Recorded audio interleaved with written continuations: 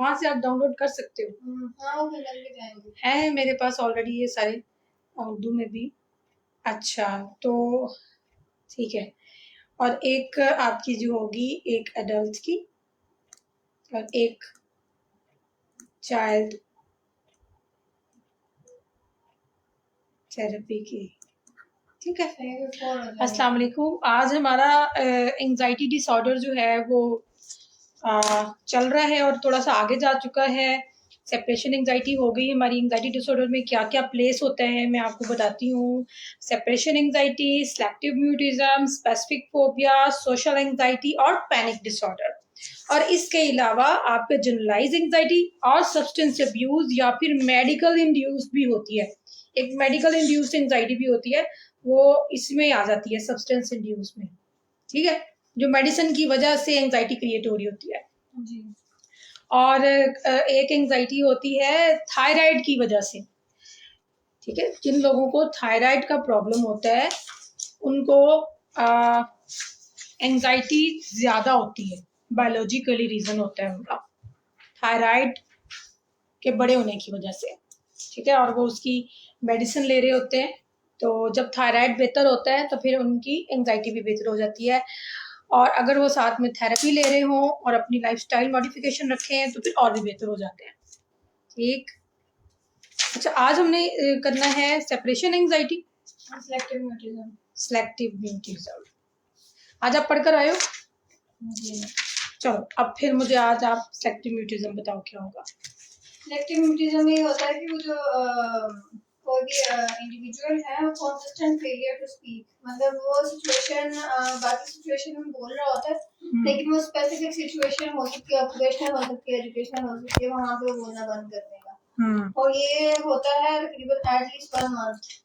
और इसमें जो है वो इम्पेयरमेंट, मार्क्ड इम्पेयरमेंट होती है एजुकेशनल ऑक्यूपेशनल में। और ये वाले बच्चे जो हैं या ये इंडिविजुअल्स जो हैं ये इनिशिएट नहीं कर पाते, बात को स्टार्ट नहीं कर पाते, और अगर कोई बात कर रहा है तो उस पर वो रिस्पॉन्स नहीं उस तरह से देते। बिल्कुल सही। और यानी कि बात करने में वो बार बार फेल होते हैं और कंफर्ट नहीं होते, या फिर उनको लगता है कि हम बोलेंगे तो हमारे पास इतना नॉलेज नहीं होगा। ठीक है, बात करने का नॉलेज नहीं होगा। या फिर लेकिन उसने कहा है कि ये डिस्टरबेंस जो है ये कम्युनिकेशन डिसऑर्डर के साथ इसका ताल्लुक नहीं है।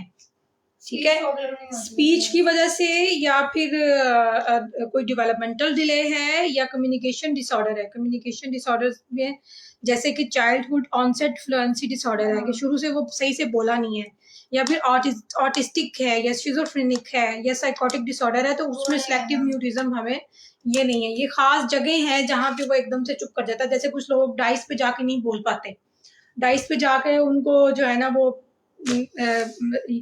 अच्छा, साथ में से कोमोबिडिटी भी हम देखेंगे ना जब, तो पता चलेगा कि पैनिक डिसऑर्डर में भी ये होता है। ठीक है, जनरलाइज एंजाइटी में भी ये होता है, सोशल एंजाइटी में भी ये होता है। मतलब कुन कुन जगहों पे कहाँ पे ये चुप, इनको चुप लग जाती है। ये मेहमान आ जाए ना तो बच्चों को चुप लग जाती होती है, चारपियों के नीचे घुस जाते हैं। ये सर ये जब कोई आ जाता है ना फिर नहीं बोलता। वैसे तो ये बहुत शरारती है। ठीक है। अच्छा, एसोसिएट फीचर, डायग्नोस्टिक फीचर हमने पढ़ लिया। इसने सारे क्राइटेरिया को ही एक्सप्लेन किया हुआ है। इसमें ये भी बताया कि ये जो बच्चे होते हैं ना ये नॉन वर्बल क्यूज में बहुत अच्छे होते हैं, परफॉर्मर भी अच्छे होते हैं। हाँ ये बात है। अच्छा, ये अपनी बात कन्वे कर देते हैं, इशारों के साथ बहुत अच्छी बात कर लेते हैं ये। बोलने में थोड़ी सी। हाँ तो अच्छा, ये disturbance is often marked by high social anxiety. ठीक है, उसने कहा कि ये हाई सोशल एंजाइटी की वजह से ये वाली डिस्टर्बेंस अक्सर नजर आती है। और ऐसे बच्चे जो सिलेक्टिव म्यूटिज्म और स्कूल में एकेडमिक में बोल नहीं पाते, टीचर्स के सामने डिफिकल्ट होता है और उनको रीडिंग करने में भी प्रॉब्लम होता है। ठीक है, उनको इंटरफेयर विद सोशल कम्युनिकेशन, बोलते नहीं है और नॉन स्पोकन होते हैं, ग्रंटिंग, पॉइंटिंग, राइटिंग। ठीक है, और मे बी विलिंग और eager to perform engage in social encounter when speech is not required। जहाँ पे स्पीच नहीं होती वहां पे वो एंगेज हो जाते हैं। जैसे बैक स्टेज पे वो काम कर लेंगे। ठीक है, बैक स्टेज पे वो काम कर लेंगे, या फिर ऐसी जगह पे जहाँ पे उनको सामने ना आना पड़े, या कोई डांस पार्टी हो गई या परफॉर्म, जिसमें परफॉर्म करना पड़ जाए या जो जिसमें बोलना ना पड़े, तो इसका गहरा ताल्लुक जो है वो एंजाइटी के साथ भी है, इसका गहरा ताल्लुक जो है वो आपके कॉन्फिडेंस के साथ भी है, इसका गहरा ताल्लुक जो है वो अपब्रिंगिंग पेरेंटिंग के साथ भी है। ठीक है, और अगर आपके मदर फादर में पहले ओवर प्रोटेक्टिवनेस में उनको ये होता है कि हमारी माँ बाप हमारा बोल रहे हैं, हमें बोलने की जरूरत नहीं है, इस वजह से वो सिलेक्टिव म्यूटिज्म होता है, क्योंकि माँ बाप इतने कॉन्फिडेंट होते हैं हर चीज में, वो कहते हैं तुम पीछे हो, जो हम है ना, तुम पीछे हो, जो उसको एक्सपोजर नहीं हो रहा होता। तो ड्यू टू लेस एक्सपोजर ये वाली कॉजेज होती है।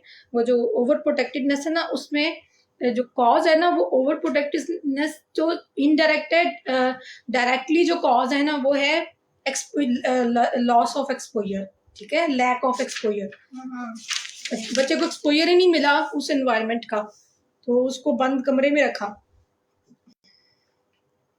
Excessive shyness, fear of social embarrassment, ठीक है, ये वही सारा कुछ है जो हमने अभी जिक्र किया। एसोसिएट फीचर्स हैं, यानी कि साथ में ये फीचर्स भी नजर आएंगे। और almost given an additional diagnosis of another anxiety disorder, most commonly social anxiety. इसने कहा ये साथ में दूसरी एंजाइटी डिसऑर्डर के साथ भी एडिशनल डायग्नोसिस होता है। जैसे कि मैंने आपको बोला कि ख़ास तौर पे अगर सोशल एंजाइटी है, लोगों का खौफ है। अच्छा, ये दो चीज़ें ना हमने दो चीज़ें ऑपोजिट लाजमन डिस्कस किया करनी है ना, तो उससे हमें क्लियरिटी ज़्यादा होती है। जब हम डिफरेंसेस पे बात करते हैं ना, तो हमें चीज़ें ज़्यादा अच्छी क्लियर होती है। एक होती है सोशल एंजाइटी, ठीक है, उसके ऑपोजिट कौन सा डिसऑर्डर होता है? उसके ऑपोजिट ये सिलेक्टिव म्यूटिज्म नहीं, इसके ऑपोजिट सोशल एंजाइटी। एक तो सोशल एंजाइटी है कि लोगों का खौफ है, लोगों में जाने का खौफ है, लोगों में बात करने का खौफ है, वहां जाकर उनको चुप लग जाती है। इससे एक उलट जो है ना वो डिसऑर्डर है, और वो है पीपल एडिक्शन। लोगों में बैठने का शौक है, लोगों के बगैर लोग रह नहीं सकते, डिपेंडेंट पर्सनालिटीज होती हैं। ठीक है, तो आपने चीजों को उलट पुलट करके भी चेक करना है, तो आपको पता चल जाएगा कि क्योंकि जब आपके पास पेशेंट आएगा सोशल एंजाइटी का, तो उसको आपने जो ट्रीटमेंट देना है उसको आपको लोगों में निकालना है। और जैसे मिसाल के तौर पे बाइपोलर पेशेंट मैनिक में चला गया और बहुत टॉकेटिव है और लोग ढूंढता है बातें करने के लिए, वो लोग ढूंढते हैं बातें करने, उनको बातें सुनाएं, उनसे बातें करें, बहुत ज्यादा बातें करें। ठीक है, मिसाल के तौर पे चलो मेरे पास एक पेशेंट है जिसकी जो है वो सारी ड्यूटी जो है वो ड्राइविंग की है। ठीक है, और फॉरनर एरिया में है जहाँ पे बहुत सारे फॉरनर्स आते हैं जो उसके साथ ड्राइविंग सीट पे बैठते हैं। अब उसको इस चीज़ की इतनी ज़्यादा आदत पड़ गई हुई है कि वो उनसे बातें कर करके इंग्लिश में, तो वो आहिस्ता आहिस्ता से इतना ज़्यादा टॉकटिव हो गया है, उसको लोगों की आदत पड़ गई है, इतनी आदत पड़ गई है कि अब उससे अकेले नहीं बैठा जाता, अकेले घर में नहीं रहा जाता। कहता है लोग मेरे इर्द गिर्द रहें, मुझसे बातें करते रहें, मुझे अपनी कहानियां सुनाते रहें, मैं उनको अपनी कहानियां सुनाता रहूं।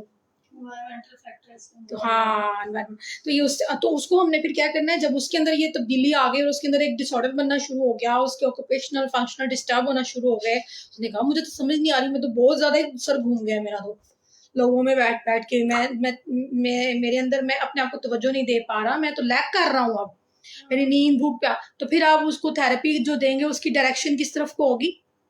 उसको आप उसके ऑपोजिट देंगे। बिल्कुल, फिर आप उसको कहेंगे कि आप कम से कम निकले, बाय रिस्ट्रिक्टेड कर देंगे उसके अंदर।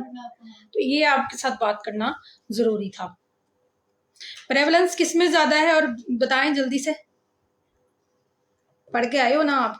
has not been included as a diagnostic category in epidemiological studies of prevalence of child disorder। ये मैंने छोड़ी थी, बाकी सारा पढ़ा।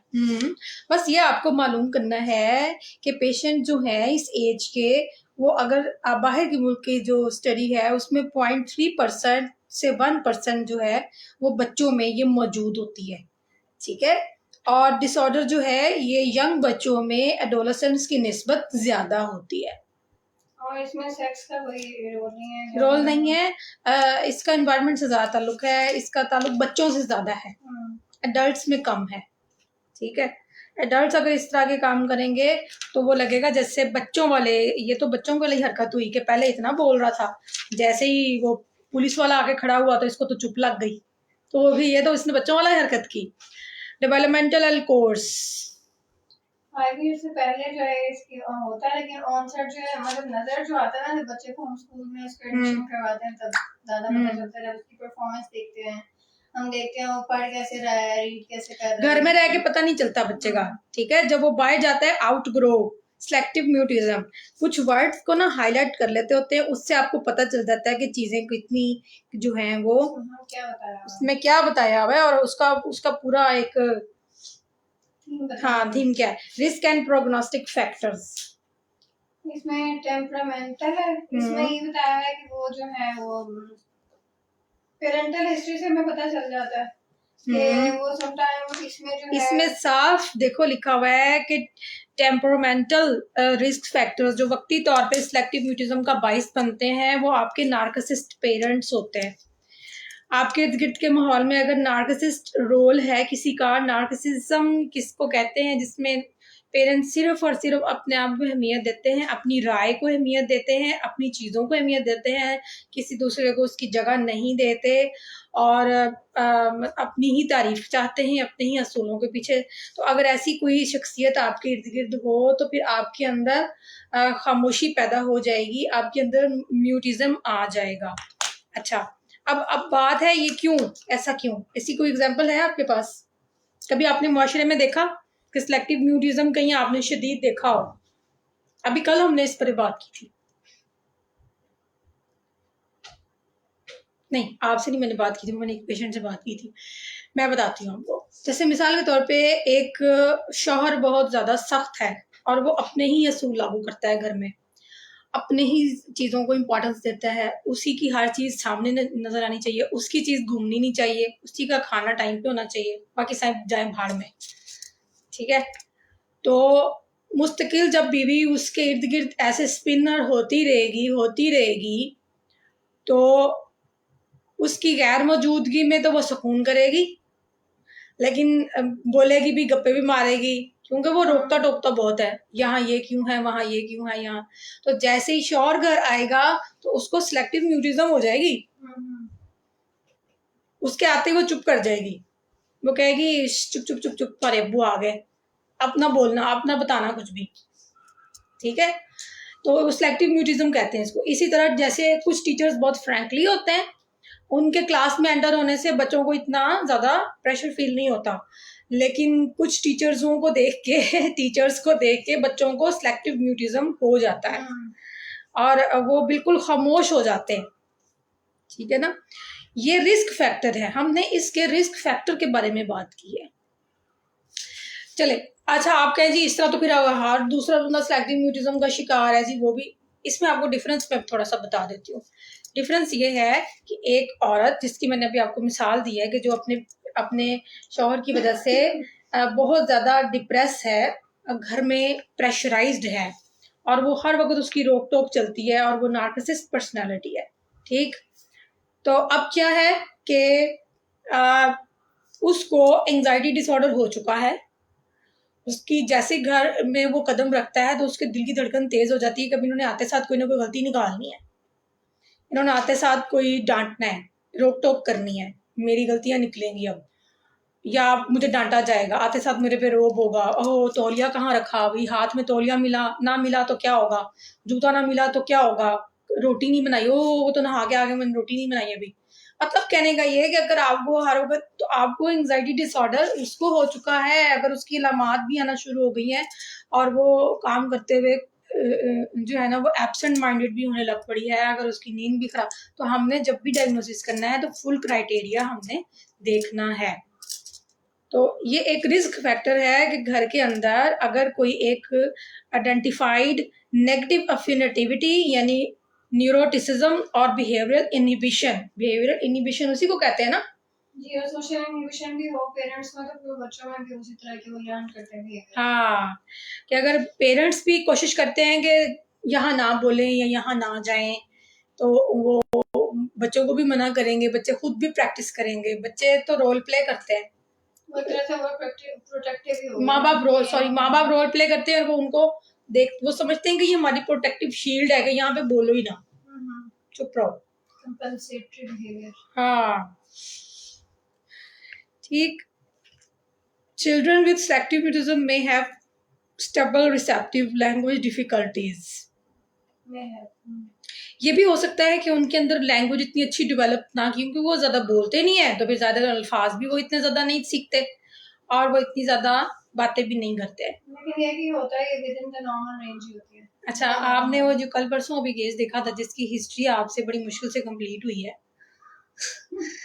वो उसमें जो है ना बातें करने का उसके अंदर, हालांकि वो किताबें पढ़ती है बच्ची और बड़ा लाइक बच्ची है, वो बड़ी ही ज़हीन इंटेलिजेंट बच्ची है, लेकिन घर का माहौल ऐसा है कि ज्यादा गप्पे नहीं लगाई जाती, ओवर एक्साइटेड नहीं हुआ जाता, खामोश तवा सा माहौल है, बात दरमियानी सी की जाती है। ओके जी, मेरी मदर जॉब करती है, उनके साथ में ज्यादा बात ही नहीं होती, फादर भी खामोश तवा से हैं, ठीक है, घर का माहौल।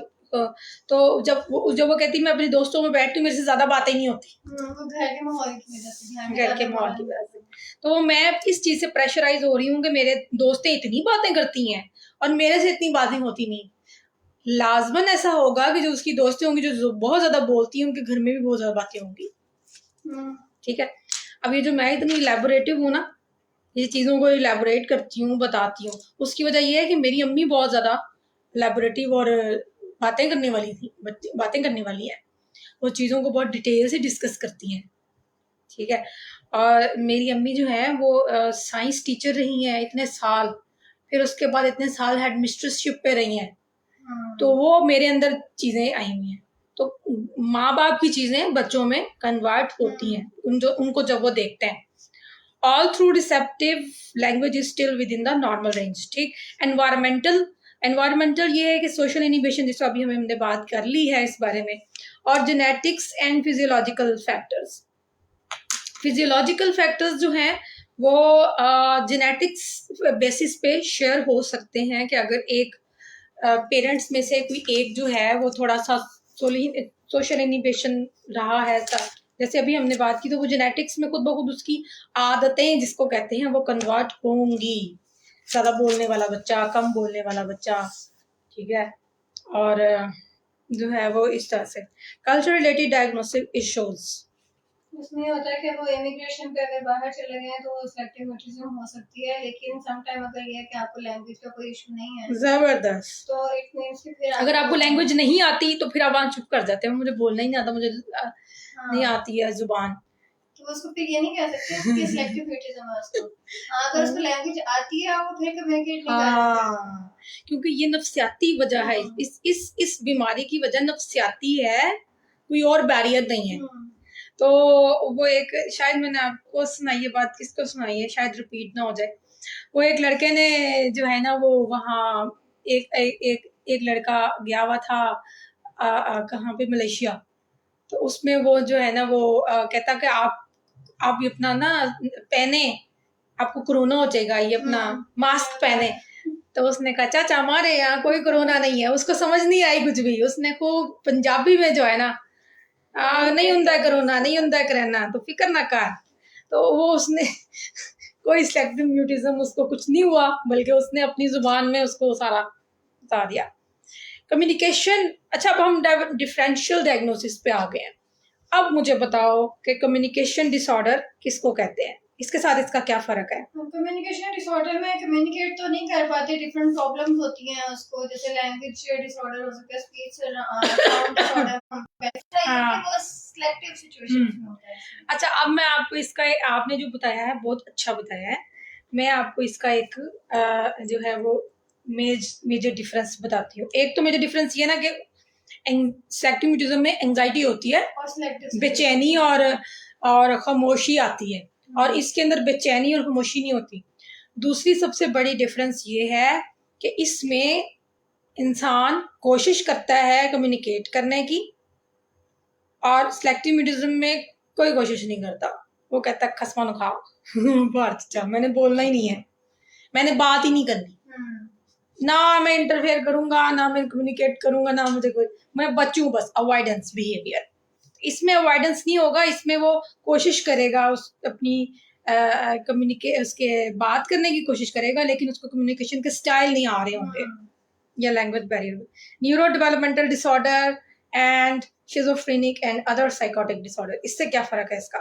इसमें अगर इंटेलेक्चुअल डिसेबिलिटी हो सकती है या दूसरी भी प्रॉब्लम्स हैं जैसे शिज़ोफ्रेनिया है या साइकोटिक डिसऑर्डर्स में सोशल कम्युनिकेशन का प्रॉब्लम होता है। और लेकिन इसमें जो है ना, इसमें जो सिलेक्टिव म्यूटिज्म है इसमें आप स्पेसिफिक सिचुएशन में होते हो, मतलब बाकी जगहों पे बोल रहे हो उधर नहीं बोल रहे, लेकिन उसमें ओवरऑल ही प्रॉब्लम है सोशल कम्युनिकेशन में।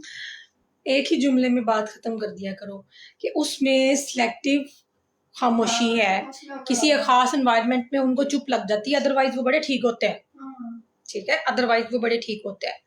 लेकिन जो सिजोफ्रेनिक और ये वाले डिसऑर्डर है, इसमें ओवरऑल पेशेंट को या तो खामोशी लगी होती है या फिर वो एबनॉर्मल बिहेवियर शो कर रहा होता है, ठीक है। न्यूरो डेवलपमेंटल डिसऑर्डर्स जो है ना, उसमें भी सीवियर इंटेलेक्चुअल डिसेबिलिटी, जहाँ पे बच्चे चुप होते हैं, बोलते ही नहीं है, ऐसे ऐसे देख रहे होते हैं मुंह से, तो उनको भी म्यूटिज्म ही होती है, ठीक है। इंटेलेक्चुअल डिसेबिलिटी है, साइकोटिक डिसऑर्डर है, ऑटिज्म स्पेक्ट्रम है।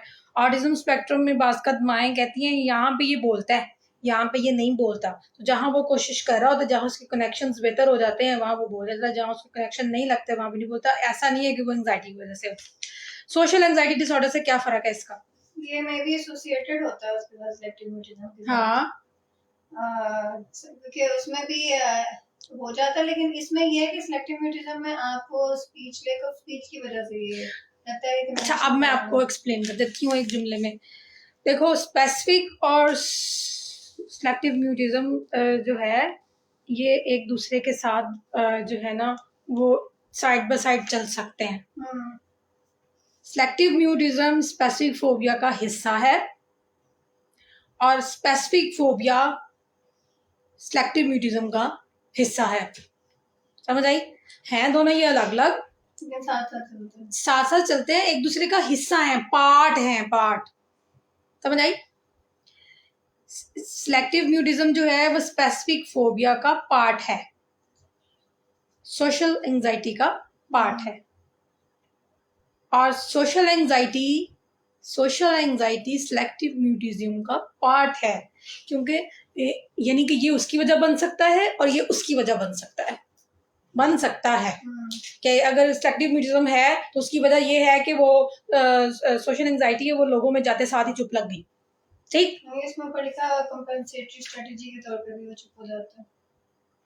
कहाँ पे लिखा हुआ है? ये डिफरेंशियल डायग्नोसिस के ऊपर, मतलब उनको सोशल एंजाइटी होती है ना, तो वो उसी वजह से कंपेंसेटरी स्ट्रेटजी के तौर पे चुप हो जाता है। हाँ, तो उसकी स्ट्रेटजी होती है ना, एक तरह का वही हो जाता है, सिलेक्टिव म्यूटिज्म ही हो जाता है ना फिर। तो वो एंजाइटी की वजह से चुप हुआ हुआ है, वो बेचैनी ही कोई कम करने के लिए खामोश हुआ हुआ है ना। बोलूंगा मेरी आवाज कांपेगी, दूसरों को पता चलेगा। ये डिफेंसिव मैकेनिज्म है ना, डिफेंस मैकेनिज्म्स पढ़े हुए हैं आपने? हाँ, उसमें पढ़े थे, जिसमें भी पढ़े थे डिफेंस मैकेनिज्म पढ़े ना, कि इंसान अपने आप को बचाने के लिए कौन कौन से मैकेनिज्म यूज करता है। तो ये एक डिफेंस मैकेनिज्म है, खामोश रहना, ताकि बचत तो होगी कुछ, पता ना चले। हाँ। कोमोबिलिटी किस किस के साथ है ये? एक तो ये सोशल फोबिया के साथ है, ठीक, एंजाइटी डिसऑर्डर के, बाकी सारे डिसऑर्डर्स के साथ हैं ये बहन भाई आपस में सारे। Oppositional behavior have been noted to occur in children with selective mutism, ठीक। और कम्युनिकेशन डिले, ठीक है, देर से बात करने की जो प्रॉब्लम है उसमें भी ये उसका हिस्सा बन सकता है। और उसके बाद आ जाता है हमारा स्पेसिफिक फोबिया। स्पेसिफिक फोबिया में एक ही बात बार बार होगी, मार्क्ड फियर। और वो फियर एंजाइटी जो है किसी एक चीज से है, किसी एक चीज से है। सिचुएशन भी हो सकती है, ऑब्जेक्ट भी होता है, सिचुएशन भी हो सकती है।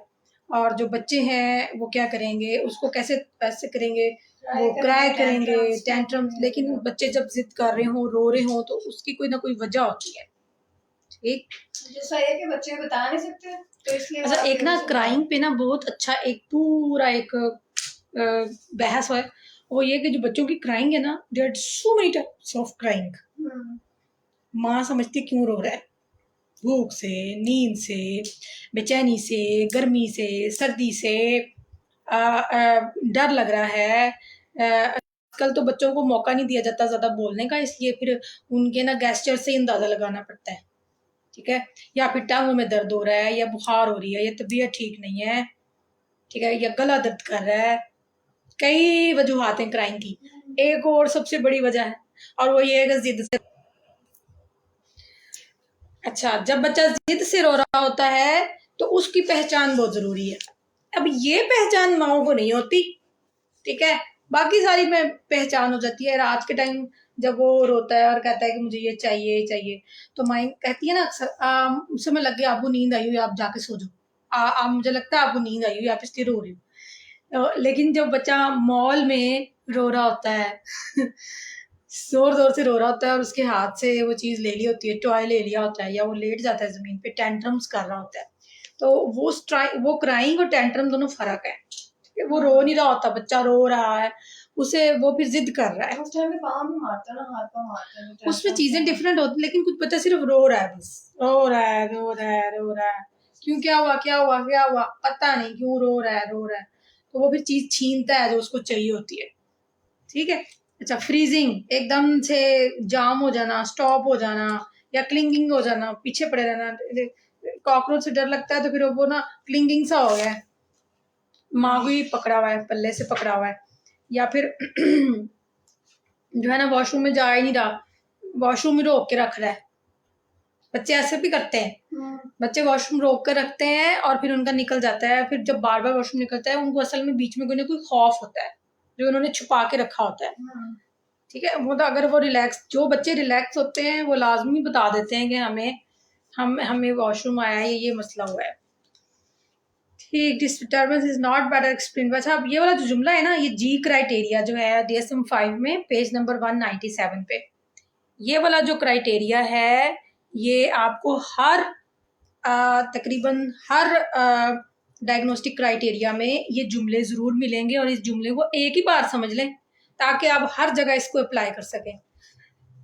इस डिसऑर्डर को दूसरे डिसऑर्डर से अलग करने के लिए एक जुमला कहा जाता है, वो ये है कि disturbance is not better explain by symptoms of an other mental disorder including fear, anxiety, avoidance. इसका डायग्नोसिस जब भी हम करेंगे तो हम दूसरे डिसऑर्डर की वजह से, उस सिम्टम्स की वजह से इसको डायग्नोज नहीं करेंगे, ना तो हम कोई, हाँ, डिफरेंशियल हो गया, पोस्ट ट्रॉमेटिक डिसऑर्डर की वजह से, सेपरेशन की वजह से, सोशल सिचुएशन की वजह से, यहाँ तक के कि साइकोटिक और बाकी डिसऑर्डर्स की वजह से, या फिर इंटेलेक्चुअल डिसेबिलिटी की वजह से हम इसको एक्सप्लेन नहीं करेंगे।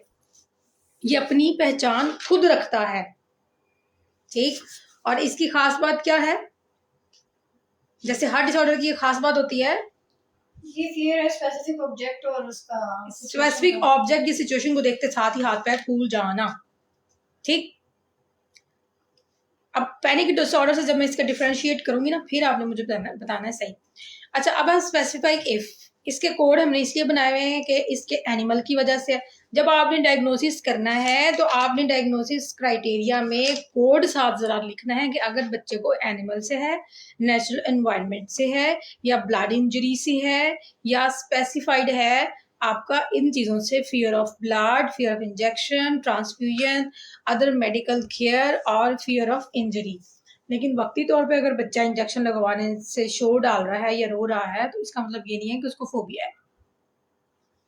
हर दफा वो जाता है, या हाँ, तब आप कह सकते हो इंजेक्शन से कि जब इंजेक्शन लगवाता भी नहीं है, यहाँ तक कि बेहोश हो जाता है, डर डर के घर से जाता ही नहीं है, रोता है, कमरे में बंद हो जाता है, चुप जाता है, खाना नहीं खाता खौफ से, रात को नींद नहीं उसको आती कि सुबह मुझे इंजेक्शन लगना है। अगर ये सारी लम्हात जो क्राइटेरिया पूरा होगा, क्लिंगिंग बिहेवियर, फ्रीजिंग और ये वो, तो हम उसे कहेंगे कि इसे इसको ना इंजेक्शन वाला फोबिया है, जो कोड है F40.231। फिर हम ये डायग्नोज करेंगे, अदरवाइज हम ये उसको कभी नहीं कहेंगे इसको इंजेक्शन से फोबिया है। ठीक, हाँ, ये कह सकते हैं कि इसको इंजेक्शन से डर लगता है, जी, ये है। तो आप इसको स्पेसिफिक फोबिया डायग्नोज नहीं कर सकते। हाँ, अगर क्लिनिक इतनी नौबत आ जाए तो वो फिर पेशेंट्स को क्लिनिक ले आते हैं लोग, और जब पेरेंट्स लेकर आते हैं तो वो कहते हैं कि ये एक सीढ़ी भी नहीं चढ़ता। वो ये कहेंगे ये रोता बहुत है, ये खाना नहीं सही खाता, इसकी नींद डिस्टर्ब हुई है, ये मेरे साथ चिपका रहता है, ठीक है, ये रोता रहता है, इसके खौफ में रहता है ये, ठीक है। तो ये वाला क्राइटेरिया जब फुलफिल होगा तो अपने कहना वो इसको तो स्पेसिफिक फोबिया है, ठीक। इसी तरह सिचुएशनल्स है, अदर है, कोडिंग नोट है। कोडिंग नोट उसने कहा है कि एक से ज़्यादा अगर हो तो फिर आपने कोड अप्लाई करने हैं, जैसे कि fear of snake and flying, तो आपने specific phobia animal and specific phobia situation, 2 codes आपने फिर साथ लिखने हैं। तो कोडिंग भी आपको आनी चाहिए ना, फिर ये आपने एक प्रोफेशनल तरीके से डायग्नोसिस करना है। अब आए स्पेसिफाइड क्या है इसके? स्पेसिफायर्स कोई जो आपने बताया फॉर्मिक स्टिमुलस जैसे हो गया, एनिमल हो गया, नेचुरल एनवायरनमेंट हो गया, इंजेक्शन। स्पेसिफाइड कहते हैं किसको है? स्पेसिफायर जो स्पेसिफिक चीज है जो, हाँ, जो इसको खास बनाती है, इस डायग्नोसिस को खास बनाती है। डायग्नोस्टिक फीचर्स जो है वो सारी की सारी यही बात की हुई है, सारे क्राइटेरियाज को जो है वो अगर आप कंप्लीट पढ़ना चाहते हैं तो ज़रूर पढ़ें, आप ही के फायदे में, ठीक है। जब एक ही बात आप रेपिटेडली इसको बार बार पढ़ेंगे तो आपको एकदम क्लियर हो जाएगा सब। एसोसिएटेड फीचर सपोर्टिंग डायग्नोसिस, इसमें बताया कि फिजियोलॉजिकल अराउजल बहुत ज्यादा होता है इसमें फोबिया में, और लेकिन आपको ना फोबिया से पता चल जाता है कि वो आप किस चीजों का फोबिया है। समटाइम आपने किसी चीज से अगर बचना है, जैसे नेचुरल एनवायरनमेंट का आपको है तो आपको अराउजल होगा सिंपैथेटिक नर्वस सिस्टम। और अगर आपको इंजरी उससे है इंजेक्शन से, तो फिर आपको वो वेन्स का होगा, आपका बीपी लो हो जाएगा इस तरह का। तो यानी कि आपकी जिस्मानी लमात जाहिर होंगी, आपको पता चल जाएगा कि फोबिया ऐसे किस किस्म का है। ठीक। और प्रिविलेंस क्या है? यूनाइटेड स्टेट में तो उनकी परसेंटेज 7% to 9% है, ठीक है, 12 महीने में। तो इसलिए हमें अमेरिका का नहीं पता, हमें अपने पाकिस्तान का पता है। यहाँ पे लोगों को इतने ज़्यादा फोबियाज नहीं है चीज़ों से कि उनकी नौबत उनको क्लिनिक तक ले जाए। कुछ लोगों को है लेकिन ज़्यादातर यहाँ पे नहीं है। उसकी प्रेवलेंस हमें जो है ना वो चेक करनी पड़ेगी रिसर्च के मुताबिक क्या है। और फीमेल्स में ज्यादा होता है, मेल में कम। हाँ, ओल्डर एडल्ट्स में भी कम होता है, ठीक। लेकिन अगर उन्होंने एक्सपीरियंस ज़्यादा कर लिया होता है ना, अरे लैक ऑफ एक्सपोजर की वजह है ज़्यादा।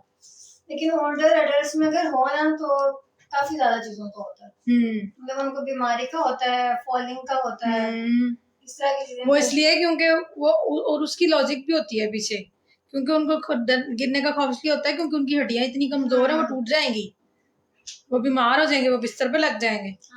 तो वो इस चीज से डरते हैं फिर, ठीक है। स्पेसिफिक फोबिया में ना, जो ओल्डर एज की आप बात कर रहे हो ना, उसमें ज्यादातर आज लोगों को डेथ फोबिया है।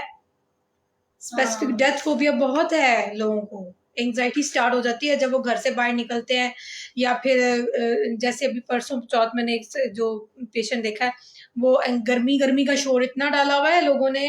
ठीक है, गर्मी है, बहुत है, लेकिन खबरों में जी खबरदार घर से बाहर ना निकलें, आपकी जान को खतरा है, आप मर जाएंगे, आप खत्म हो जाएंगे। पिछले इतने साल में इतने लोग मर चुके हैं, वही कोरोना वाली सिचुएशन।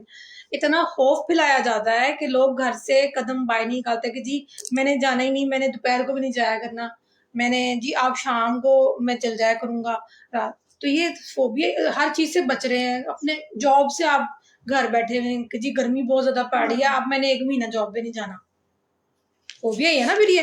वो ये है ना कि वो इतना ओवर एस्टिमेट करते हैं। तो क्लिनिक जो आपको ये साइकोलॉजिस्ट है ना, वही आपको बताता है कि आप कितना एस्टिमेट मतलब ज्यादा कर रहे हैं, एग्जैजरेट। अगर ज्यादा कर रहे हो तो इट मींस कि फिर है। तो डेथ फोबिया आजकल बहुत ज्यादा है क्योंकि बीमारियां इतनी तरह तरह की आ गई हैं और सोशल मीडिया ने बीमारियों को बढ़ा चढ़ा के इतना ज्यादा फैला दिया। अब क्या है कि पिछले दिनों से जी तरबूज में लाल रंग आ गया है, ठीक है, आ गया है लाल रंग, लेकिन अब इतना फोबिया के लोगों ने खाना छोड़ देना, ठीक है, अब अफवाहें फैला देते हैं, अफवाहों पे लोग यकीन कर लेते हैं, अपनी अकल इस्तेमाल नहीं करते। पेस्टिसाइड्स बहुत यूज की जा रही हैं, वो पहले से ही बहुत ज्यादा उस चीज पे फोकस कर रहे होते हैं, पहले बहुत सेंसिटिव हो रहे होते हैं लोग, पहले ही एंजाइटी उनकी चल रही होती है, फिर वो एक स्पेसिफिक हो जाती है। अच्छा, कुछ लोगों का ये भी होता है कि उनकी स्पेसिफिक फोबिया ना चेंज होती रहती है डायरेक्शन। एक चीज बहुत ज्यादा सर पे सवार होती है, फिर आहिस्ता आहिस्ता वो डाउन डिसेंसिटाइजेशन हो जाती है, फिर एक नई चीज से खौफ पैदा हो जाता है। ज्यादातर सिचुएशंस में होता है ये, उनकी एडेप्टिव स्किल्स वीक होती हैं। तो ये भी हो सकता है कि फोबिया से आगे ऑब्सेशन हो जाए। हाँ, ये अब आपके जो डिसऑर्डर्स होते हैं, ये जो माइल्ड लेवल के होते हैं, ये अगर उनको सही से ट्रीट ना किया जाए और वो ऐसे कैसे जैसे बीमारियां नहीं होती, तो बीमारियां एक बीमारी से दूसरी बीमारी में कन्वर्ट हो जाती है कि अगर आप शुगर कंट्रोल नहीं करते तो आपका हार्ट भी वीक हो जाता है। मैंने देखा है ना, जैसे आपने भी जिक्र किया ये केमिकल्स वगैरह का, ये फ्रूट्स में तो अक्सर लोगों को केमिकल से होता है और फ्रूट्स बार बार धोते हैं। हाँ, वो अभी तो उनको पहले फोबिया है किसी केमिकल से रिलेटेड या पेस्टिसाइड का हो गया, लेकिन ग्रेजुअली वो ऑब्सेशन में तो फिर सब कुछ खाना छोड़ दे, कुछ भी ना खाएं, गोलियां खाएं सिर्फ, तो हर जगह पे हैं। बस सिर्फ फिर आप गोलियां खाएं सिर्फ। लेकिन दरमियाना रवैयों की जरूरत है, दरमियाना रवैये की जरूरत है। तो वो जो एक बीमारी है जो माइल्ड लेवल की होती है, वो स्वेयर लेवल में भी फिर चेंज हो जाती है, नेक्स्ट से नेक्स्ट लेवल अचीव हो जाती है स्वेरिटी के बाद। ठीक है, रिस्क और प्रोग्नोस्टिक फैक्टर्स हम डिस्कस कर लिए हैं, जैसे मिसाल के तौर पे नेगेटिव अफेक्टिविटी, न्यूरोटिज्म, बिहेवियरल इनिबिशन। ठीक है, और बहुत बच बचाव करना, हर वक्त जो है ना अपने आप को नेगेटिव सोचना, हर चीज में से परेशानी निकालना और बाकी फेंक देना।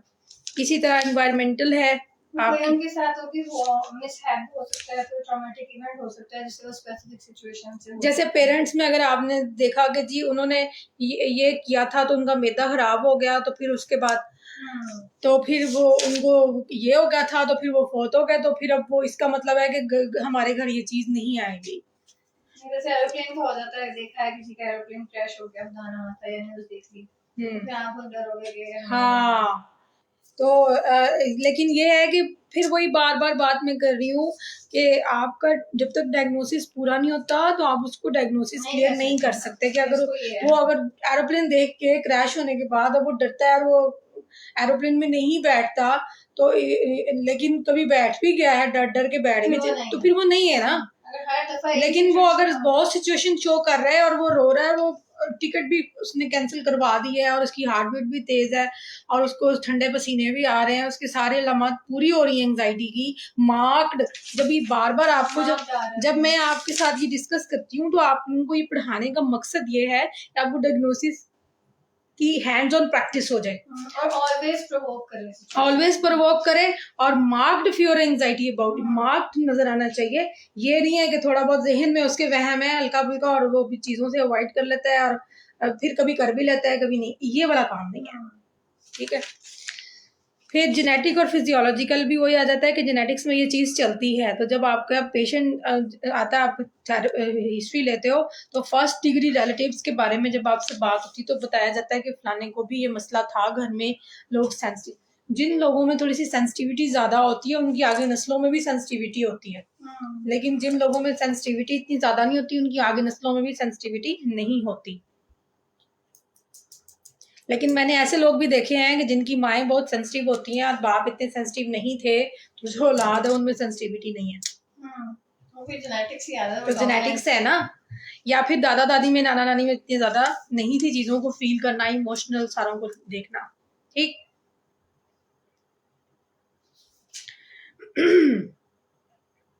सुसाइडल रिस्क भी है इसके अंदर, क्या कहता है ये?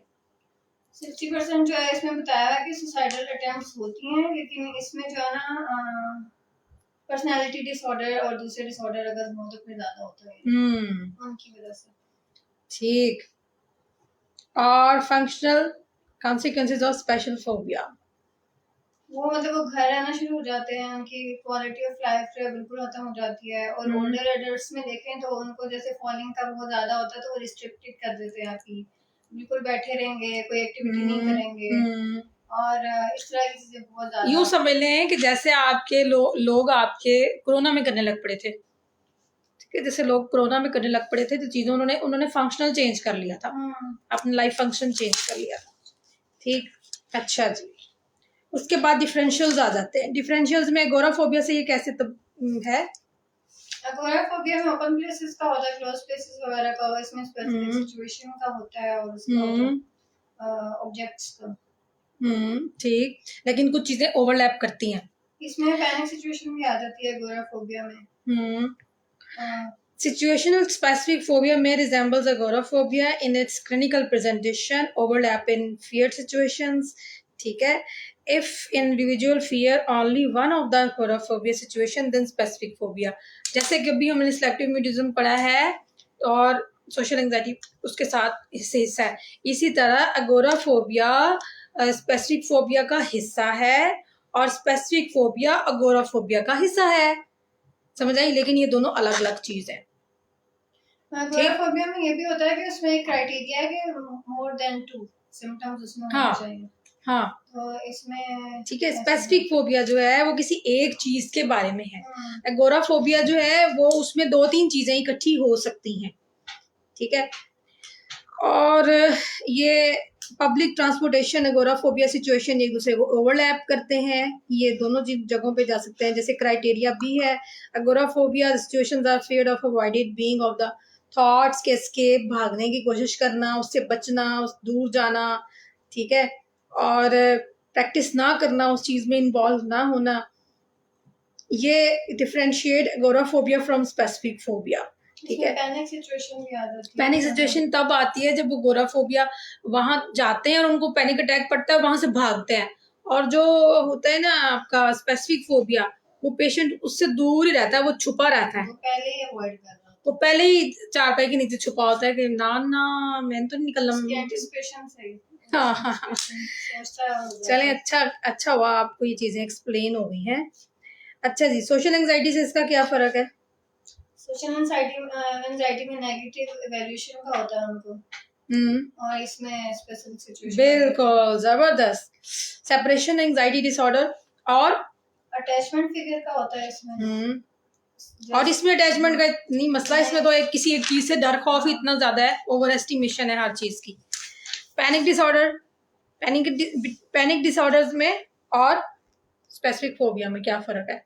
पैनिक डिसऑर्डर में जो है ना वो एक्सपीरियंस फोबिया होता है पैनिक अटैक का, पैनिक अटैक ना हो जाए और जो इंडिविजुअल है वो उस सिचुएशन से भाग रहा है। सिर्फ एक सिचुएशन ही ऐसी होती है जिससे कि उसको डर लगता है, चीजों से उसको डर नहीं लगता। पैनिक अटैक आ जाएगा मुझे दोबारा, मुझे हार्ट अटैक आ जाएगा, मैं मर जाऊंगा, मेरा सांस बंद हो जाएगा, मैं सफोकेट हो जाऊंगा। ठीक है, दोबारा से फिर से वही बात होगी जो पहले हुई थी। ठीक है, पास्ट वाली बात को सोच के वो दोबारा फिर से जो है ना वो ले आता है उसको प्रेजेंट में। ठीक है, जो पहले पास्ट में हुई थी वो अब फिर हो जाएगी। ऑब्सेसिव कंपल्सिव डिसऑर्डर में क्या है? इसमें ऑब्सेशन होती है किसी चीज की, लेकिन उससे वो स्पेसिफिक सिचुएशन की उसको ऑब्सेशन की वजह से वो बच रहा होता है।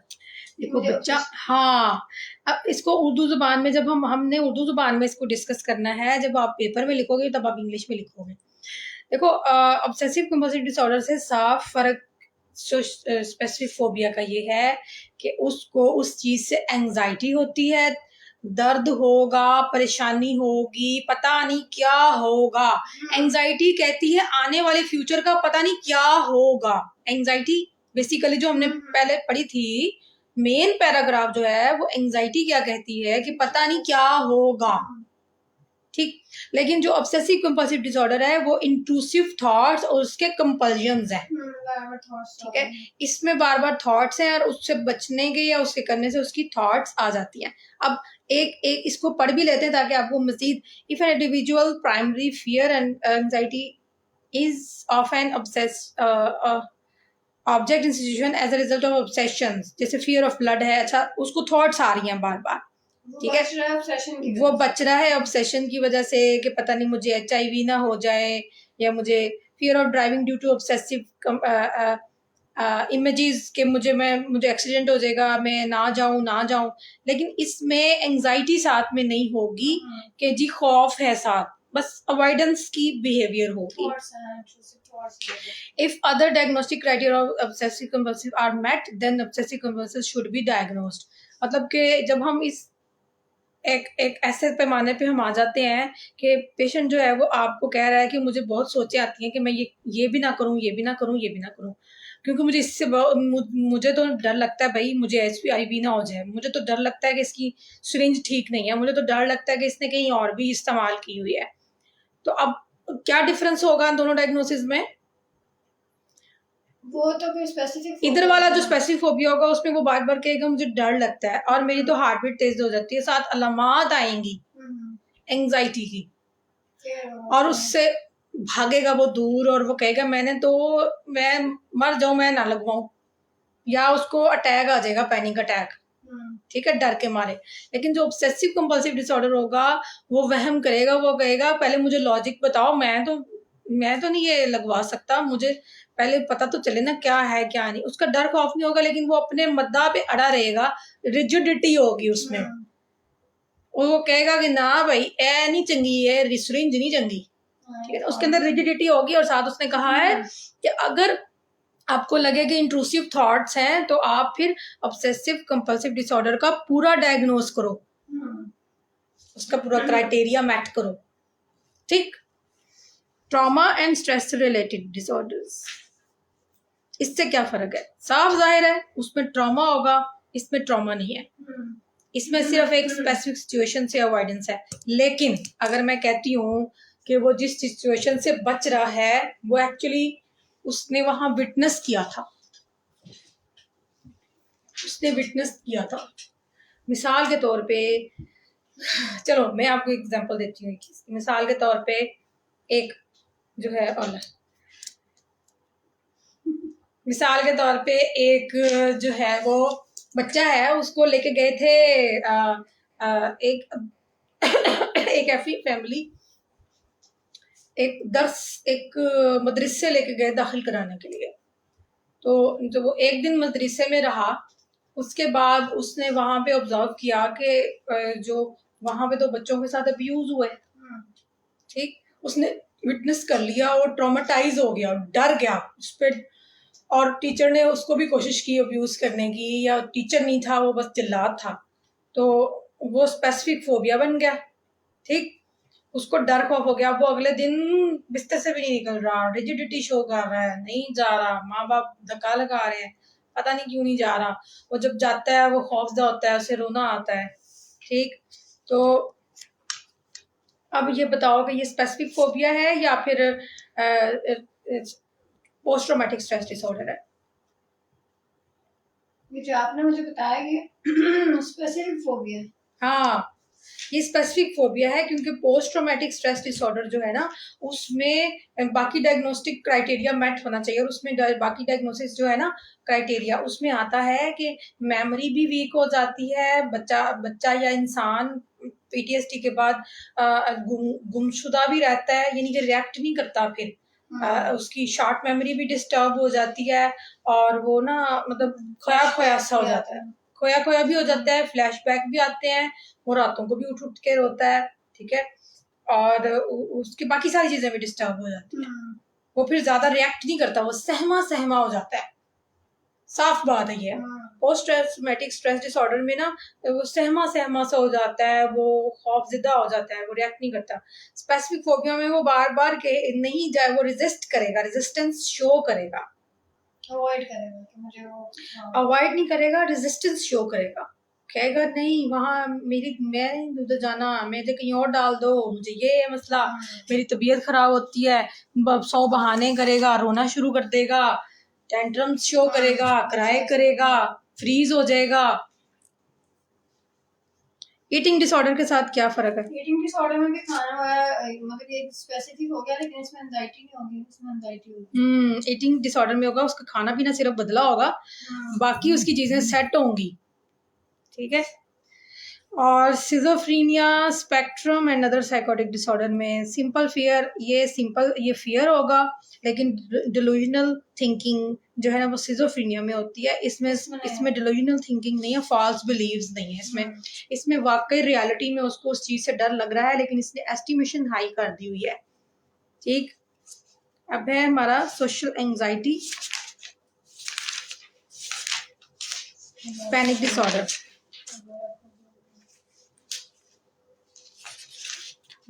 ये आपने सारा पढ़कर आना है जी ठीक है। और मैं इस सिर्फ पैराग्राफ की सूरत में पूछूंगी आपसे कि इसका क्या फर्क है। अच्छा, इसमें ना पैनिक अटैक स्पेसिफाइज जो है वो आपने जरूर पढ़ना।